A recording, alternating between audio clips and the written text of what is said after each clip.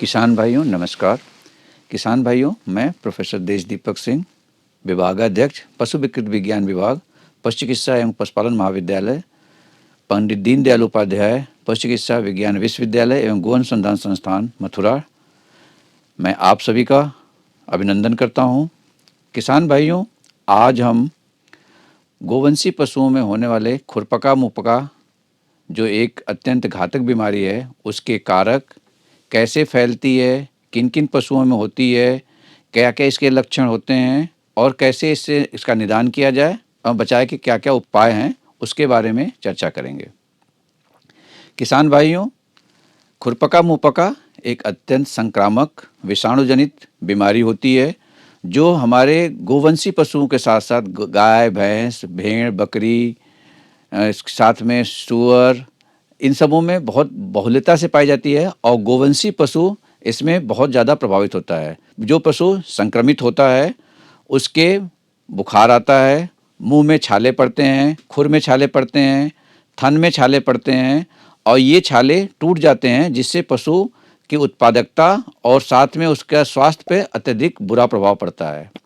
जब हम इसके कारक की बात करते हैं, मतलब किस कारण से ये बीमारी होती है, किसान भाइयों, इसका कारक विषाणु होता है, जो कि एप्थोवायरस पिकोनाविरिडी का एक बहुत सूक्ष्म आकार का 7 से 21 नैनोमीटर बहुत छोटा साइज होता है, उस आकार का आरएनए वायरस होता है, जो अब तक का सबसे छोटा वायरस है। ये जो श्लेष्मिकाएँ होती हैं पशुओं की, जैसे मुंह के श्लेष्मिका हो गई, खुर के बीच हो गया, थन हो गया, या जो जन्नांग होते हैं उस पे प्रभाव डालता है, उससे उसका लगाव होता है और वहाँ पे जाके पशु को प्रभावित करता है। तो ये एक पशु से दूसरे पशु में फैलता कैसे है, इसमें हमें जानने की अत्यंत आवश्यकता होती है किसान भाइयों, क्योंकि जो पशु संक्रमित है, यदि वह पशु बाकी स्वस्थ पशुओं के साथ रखा जाता है या उसके संरक्षण में आता है, उसके जो भी खाना है बचा हुआ, उसकी लार है या उसका जूठन बची हुई है, या जो आदमी उसके शेड में एक पशु को देखने का कार्य करता है जो संक्रमित है, तो वो दूसरे पशुओं के पास जाता है तो उसके कपड़े से, हाथ से वो एक पशु से दूसरे पशु तक फैलता है और ये बीमारी बहुत तेज़ी से फैलती है। और जितने पशु उस एरिया में होते हैं, उस शेड में होते हैं, उन पे जहाँ जहाँ वो आदमी जाएगा या उसका संक्रमित भोजन जाएगा, पानी जाएगा, लार जाएगी, वो वहाँ तक जाता है। कई बार तो जो पक्षियाँ होती हैं, जो एक स्थान से दूसरे स्थान तक उड़ के जाती हैं और वो संक्रमण को कैरी करती हैं, तो वो भी स्वस्थ वातावरण वाले पशुओं में पहुँचा देती हैं और वहाँ भी बीमारियाँ हो जाती हैं। इसलिए हमें यह ध्यान रखना होता है कि जब भी कोई इस तरह की बीमारी खुरपका मुहपका का किसी भी क्षेत्र में, किसी भी गाँव में, किसी भी पशु में हो रहा है, तो वहाँ से पहले तो उसको हम अलग करके रखते हैं ताकि वो दूसरे में न फैले।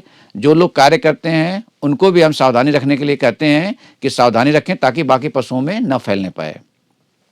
जब हम इसके लक्षण की बात करते हैं किसान भाइयों, तो जो पशु संक्रमित होता है उसको बुखार आता है, उसकी उत्पादकता कम हो जाती है, उसके मुंह में, मतलब उसके होठों पे, जीभ पे, मसूड़ों पे छाले पड़ते हैं और साथ में जो उंगलियां होती हैं, उनकी जो खुर होती है, उसके बीच के स्थान पे भी छाले पड़ते हैं। कई बार अयन जो होता है, जो टीथ होती है, उस पे छाले पड़ जाते हैं, जनांगों पे पड़ते हैं।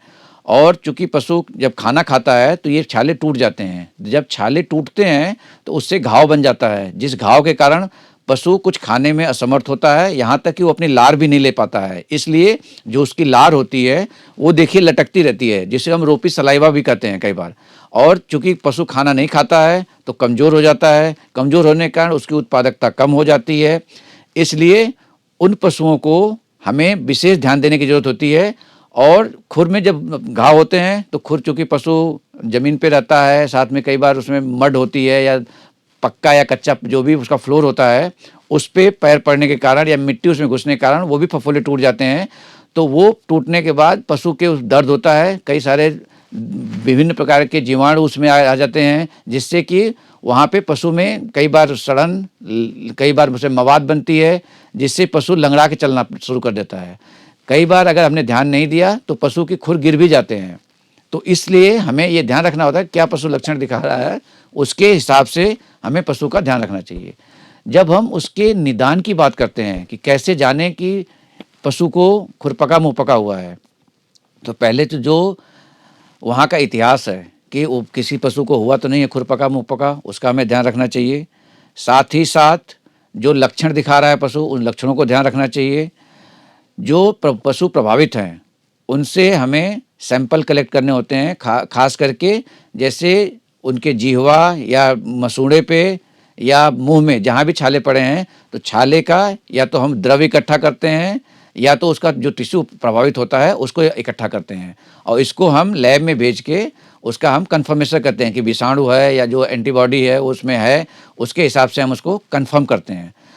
चूँकि यह विषाणु जनित बीमारी है और ये हमें ध्यान रखना होता है कि यदि हमारे बछड़े प्रभावित हैं इससे, जो विषाणु होता है इसके यदि बछड़े प्रभावित होते हैं तो बछड़ों में ये घातक होता है।